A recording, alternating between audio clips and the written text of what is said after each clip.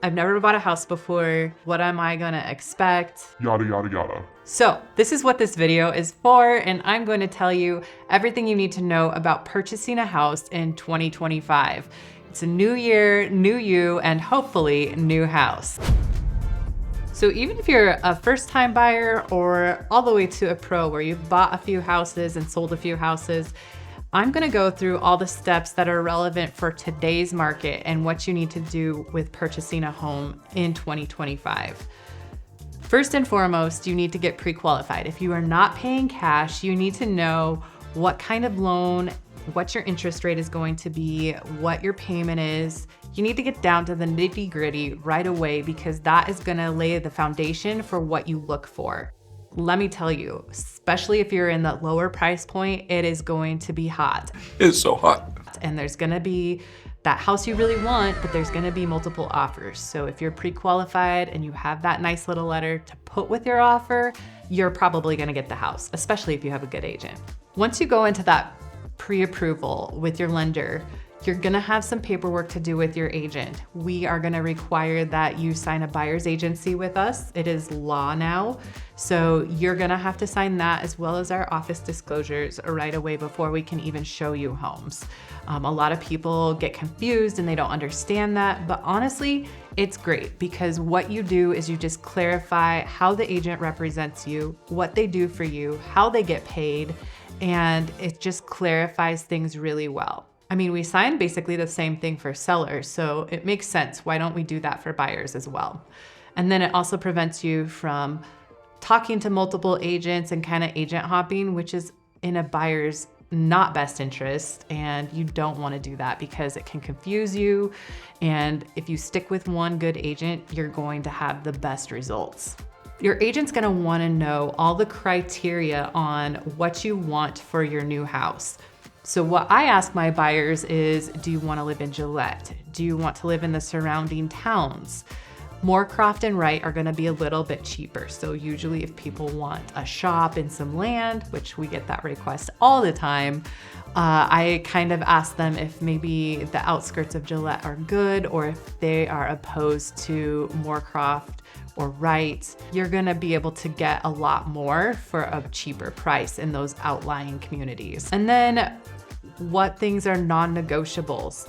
Very often buyers will say that having central air is a non-negotiable. They have to have that, or a garage, or X amount of bedrooms. We wanna go through those because that's gonna lay the foundation for what we're looking for within your price point and what loan type you're gonna get. And then anything else is an add-on. And those things are great if you can have them, but not a must. So like, for example, you would like to have main level living, or you want it to look modern and not need upgrades.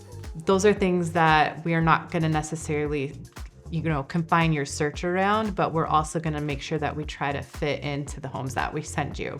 Right now, there's not very many, so you're probably just gonna get everything that fits your main criteria.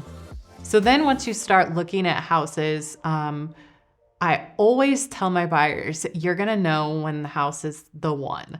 And I can tell by their face, the tone in their voice, when that house is the one that they want. Shut up and take my money. Make sure you express to your agent that you really, really like this house when you're going to offer, because then that way they can structure the offer so that it is to your best advantage and hopefully you get that one. When you pick out the house you wanna offer on, your agent's gonna write up the offer and you're gonna sign that offer, making it valid before they give it to the other agent.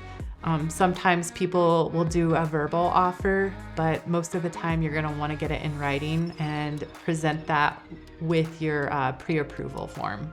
So then people are like, okay, now that we have this offer, if it gets accepted, what's next? And I know it's so exciting, but you're gonna have to wait for the other party to either counter offer or accept. And once it's accepted, you're gonna need to turn in earnest money. Hopefully you've talked to your agent about the amount and when it is due prior to making the offer. But if not, make sure you find that out because it is very important. And it's actually what makes that contract valid once that earnest money is deposited. And then once your offer is accepted, you're gonna wanna schedule a inspection. And I tell all my clients, if you can go with your inspector, do it, because they're gonna tell you everything. They're gonna tell you how things operate, where things are in your house. And if you just ask me, I'm probably not gonna remember where your furnace is or what the age of it is. So make sure you go with your inspector, and then you can ask them all of the questions. And then you'll also understand completely any repair requests that we make, and you're gonna feel really good about it. From this point, or from the time of acceptance on your contract, is usually about 30 days from that point to closing. And when you go to closing, it is quick. It takes about 15 minutes. You sign everything that's going to validate your loan and make it solid and complete the transaction. And then right after that, you're gonna get the keys and you can move in. But let's not forget, you're gonna need to turn on all the utilities. Very often, people will forget about the utilities because they're busy moving in and unloading boxes and getting things situated. But you don't wanna forget that, because it may be a Friday and then your utilities go off and it's cold and it's a disaster. So make sure you do two things.